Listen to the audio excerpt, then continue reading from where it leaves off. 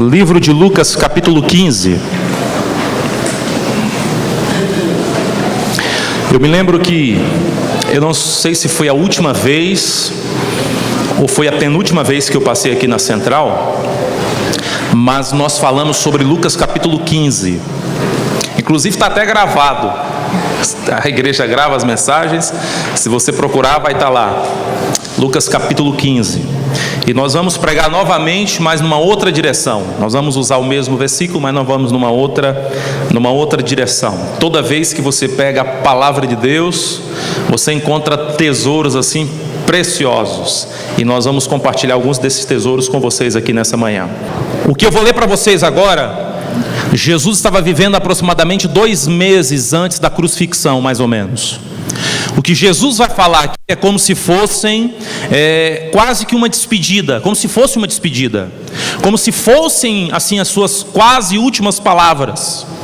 Jesus estava há 2 meses da crucifixão. Ele praticamente estava quase que já se direcionando para o caminho da cruz. E Jesus teve a oportunidade de pregar. Aqui pelo menos Jesus tratou sobre um assunto muito forte. Aqui está entre os 4 últimos sermões de Jesus, praticamente antes da crucifixão. O que eu vou ler para vocês agora é Lucas capítulo 15, e Jesus tratou sobre um tema. O tema de Jesus em Lucas capítulo 15, perdas. Porque não é fácil a gente conviver com perdas. Se você observar, Jesus vai num crescente. Lucas capítulo 15, ele fala sobre a ovelha perdida. Deixa eu ver se vocês lembram aí. Eram quantas ovelhas? Quantas ovelhas? Quantas das 100 se perderam? Equivale a quantos por cento? Quantos por cento aí? 1%. Aí depois Jesus falou da dracma perdida, a moeda perdida. E eu faço a pergunta para vocês: quantas moedas tinham aquela mulher?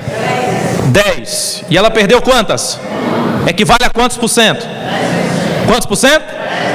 Olha só, na primeira história Jesus falou de uma perda que valia 1%. Daqui a pouco Jesus maximiza isso aí, fala de 10%. Aí na terceira parábola, impressionante, Jesus falou de um homem que tinha quantos filhos? Quantos filhos? Dos 2, quantos se perderam? Se os 2 formavam 100%, se perder 1, então ele perdeu quantos por cento? Olha só, não é interessante? Em uma pregação, Jesus está falando o seguinte: teve uma perda aqui de 1%, teve aqui de 10%, teve aqui de 50%, e Jesus ele vai falando agora como que a gente lida com isso. Interessante, né? Mas vamos para a Bíblia Sagrada. Vamos para Lucas capítulo 15, versículo 1. Aproximavam-se de Jesus todos os publicanos e pecadores para o ouvir. E murmuravam os fariseus e os escribas, como sempre tem, pessoal que reclama, até hoje tem, dizendo: este recebe pecadores e come com... Por que os escribas e fariseus, eles murmuravam? Só para você entender. O fato da Bíblia falar que Jesus recebia os pecadores e comia com eles, naquela época no Oriente Médio, quando alguém comia com alguém, esta pessoa estava aceitando a outra pessoa, estava recebendo a outra pessoa.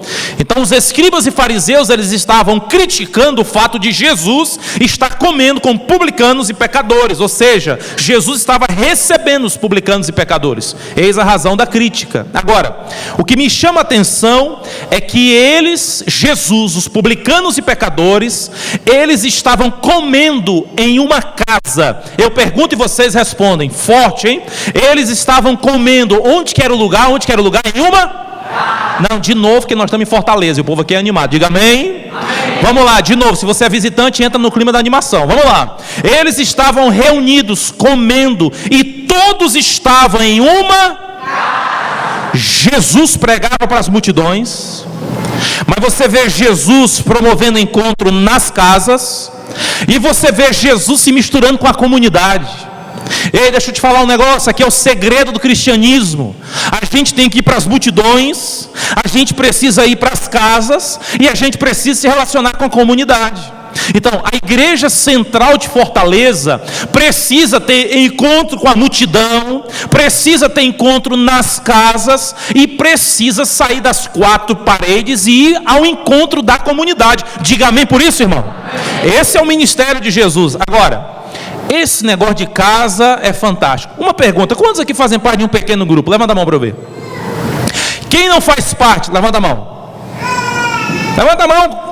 Vai levantar. Deixa eu te dizer uma coisa: esse negócio é de Deus, criatura. Quem aqui é de Deus? Levanta sua mão e diga eu. Você tem que partir para uma casa então, meu filho. Você quer ver uma coisa? O primeiro culto de adoração na Bíblia aconteceu onde? Numa casa. Numa casa. Se você olhar lá, Mateus capítulo 2, versículo 11, quando entraram lá onde estava o menino Jesus, o adoraram, ele estava lá numa casa. O primeiro culto de ceia, Mateus 26, 18, o primeiro culto de uma ceia foi numa casa aqui na Bíblia. O primeiro culto de curas foi realizado onde? Curou a sogra de quem? De Pedro, e ela estava onde? Na casa. A primeira ocasião que o evangelho foi pregado para os gentios aconteceu na casa do Cornélio lá. Atos capítulo 2, o Pentecostes, o derramamento do Espírito Santo. Eu te pergunto, os discípulos